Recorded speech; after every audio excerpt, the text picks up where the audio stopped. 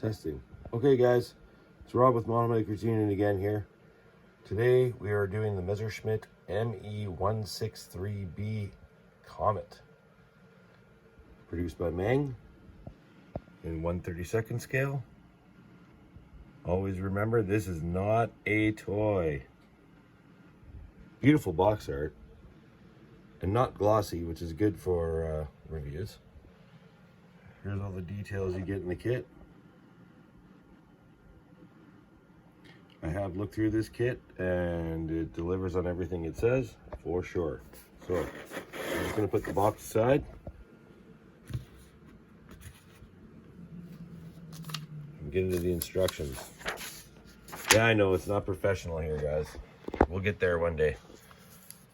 Right now, it's just for fun and getting it out there. Alright. So here it is in multiple languages. Here's English. They do give you quite a write-up, which is always nice. It's always good to know the history of something you're building. Well, if it's historical or, you know, whatever, right? In all the different languages. It's always good to know information about the subject that you're building. Whether, you know, it is your model and you don't have to build it perfect. Nobody does. I don't anyways. But it's always good to know something about your subject. This is interesting. You don't see this too often. Wingnut Wings, I think, does this. But showing people that were pertinent to the project or pilots or whatever. Then you get your usual, be careful, here's your tools, how to cut stuff out.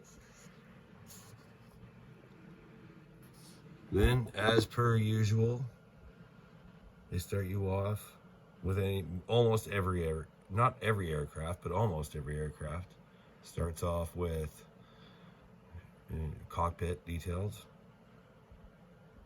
It's got photo etch seat belts, or, you know, straps, harnesses, and they look all right. They're pretty uniform from left to right, as you can see here. That's exactly how they look in real life.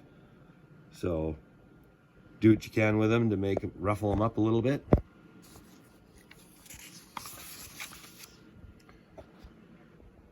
The kit has two options for the instrument panel. It's got photo etch that you build up, or a plastic part. Each instrument is a different decal, which is really nice.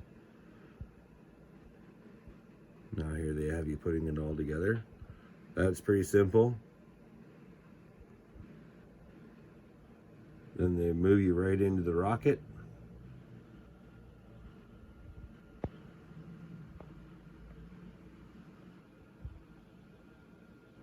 The rocket looks very well detailed. The cool thing about this kit is that you can remove the rear part of the fuselage to expose all the rocket detail, so you get to see it.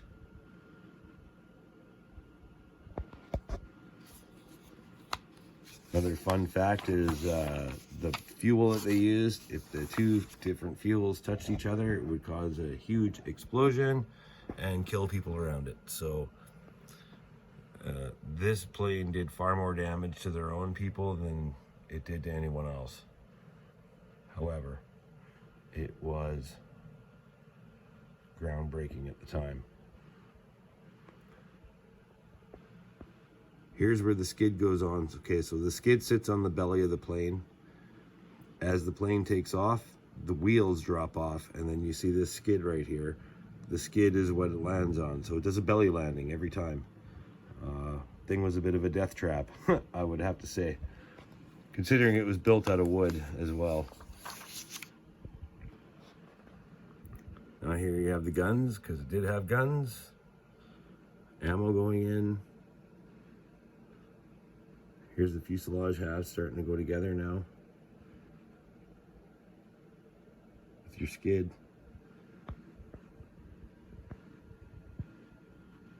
I would definitely have to say that all the detail is there. And even for a 1/32, this is not a very big airplane at all. You'll see this coming up. These barrels are all nicely slide molded. No extra work to do there. Thank you, Meng.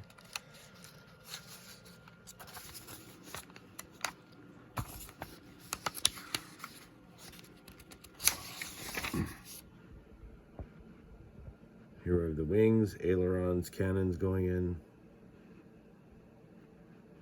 air brakes, which come in photo etch.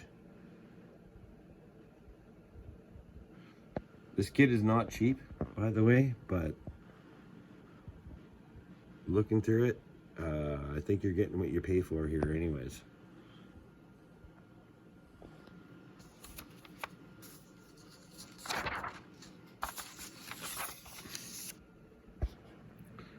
Here's your wheel assemblies.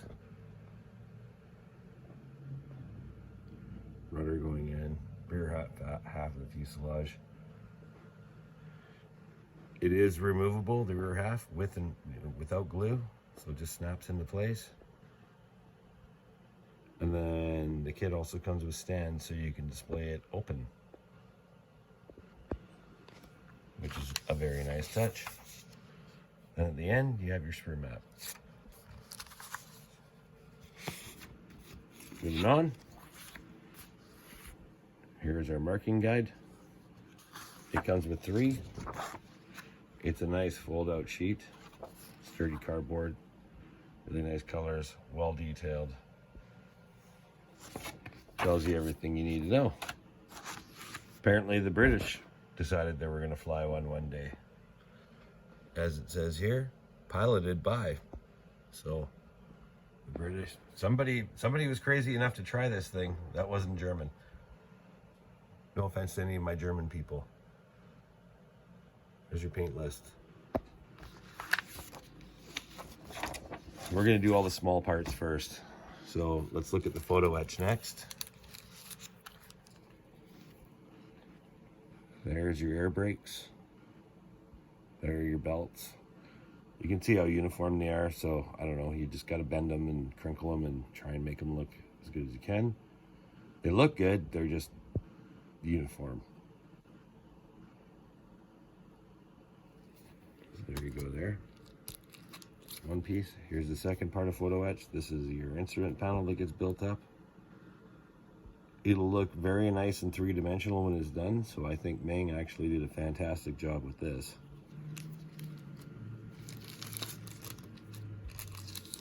Next we have our wheels, our tires, sorry. I know it's through the plastic, but honestly, there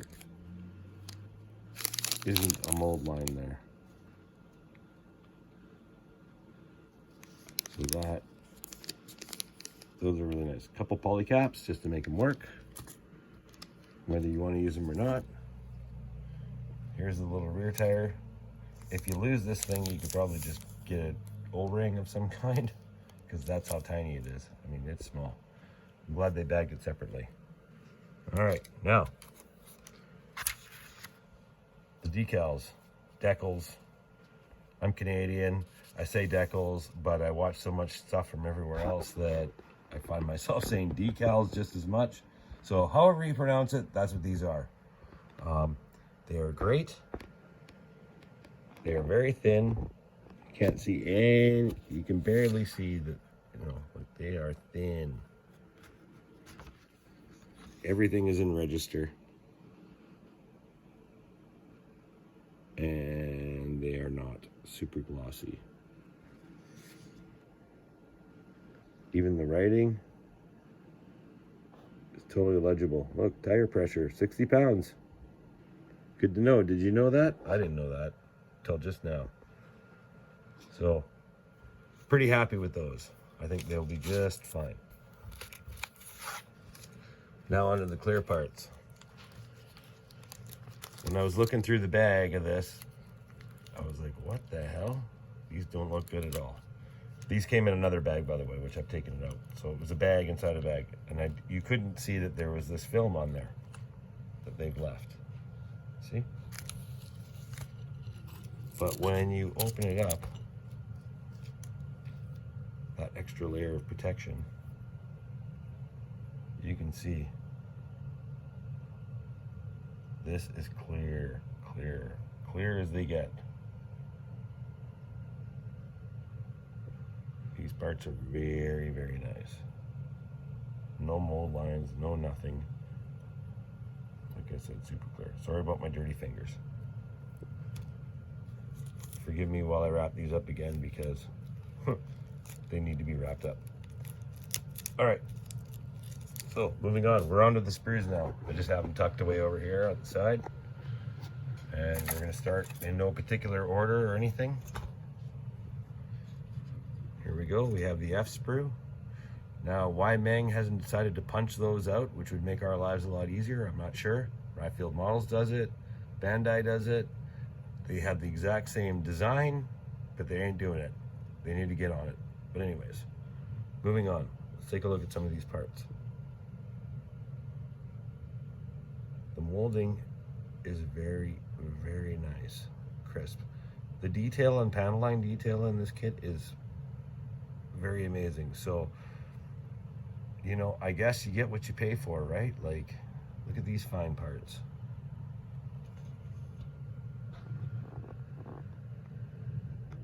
I don't feel that this kit is over-engineered like others.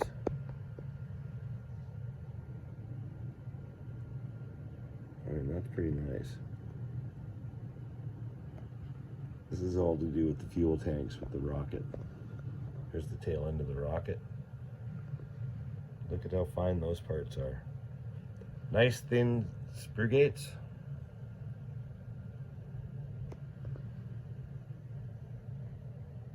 Look at that.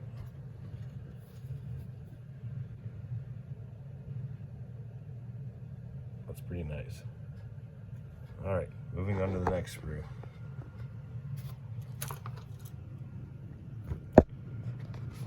Sprue D. This is all the parts for the skid that I was telling you about. The one it has the belly land on. That is some seriously nice molding right there.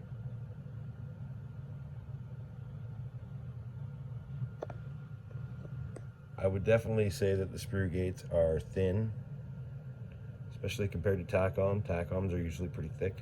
These are nice and should be easy to get rid of, not a problem. Moving on. Now we have sprue E. A lot of the stuff you can see in here too also has a lot of texture, which I'll try and show you. There's your cockpit interior, your panels. I hate painting that stuff, but it works. It's easier than putting the wires in. Those are those pieces that help connect the two fuselage halves together. Fine molding there. There's your instrument panel if you choose to use the plastic one. You can see all the gauges and everything, which is pretty amazing. Here's the back piece for when you want to go with the photo etch. Machine guns, not heavily detailed, but they just like aren't anyways. There's two sets of them on here, and they're all slide molded. Very nice.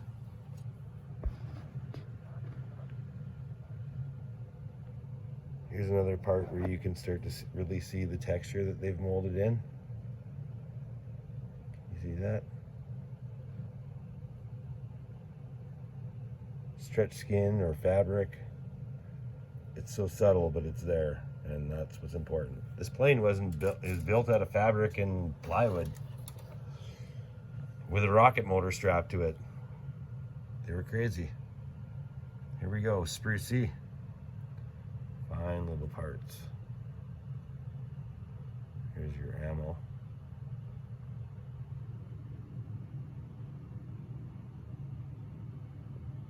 There you can see another different texture on the plastic.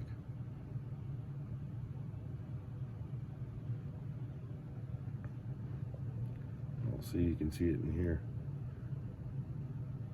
Rivets.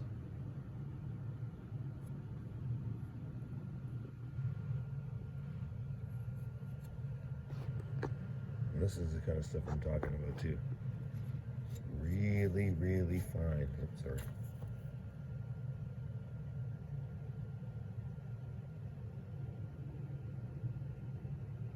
Also roughly textured. Here's the rudder. When you get a really nice look at it, zoom out a bit, it stands out a lot.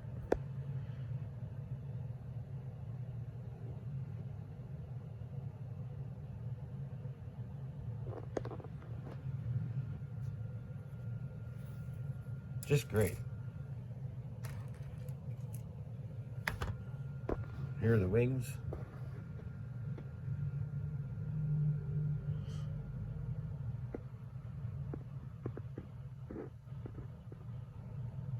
You just got to keep in mind that even in 1/32 scale, this plane isn't that big.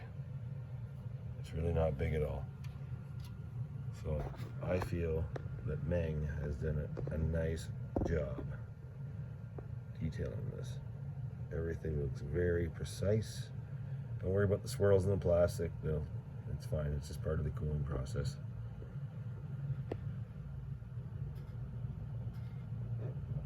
Super nice, super crisp. No problems there. And the last sprue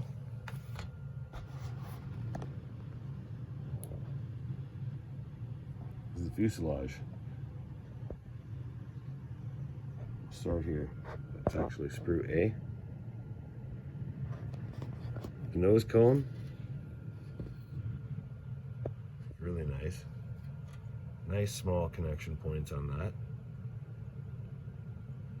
So that shouldn't be a problem. Now here's the fuselage. Now do you see those tiny, tiny rivets? Like, I mean, they're tiny. I'm hoping that I'll be able to see them with the wash. They do look deep enough, but they are tiny. There you go. Actually, what I'll do is put my tweezers beside them so you can kind of see how big they are.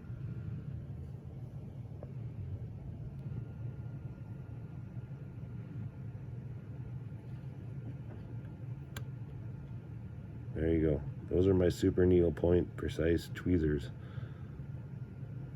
So these are very, very fine. And they're all over. Here, let's look at the tail. There.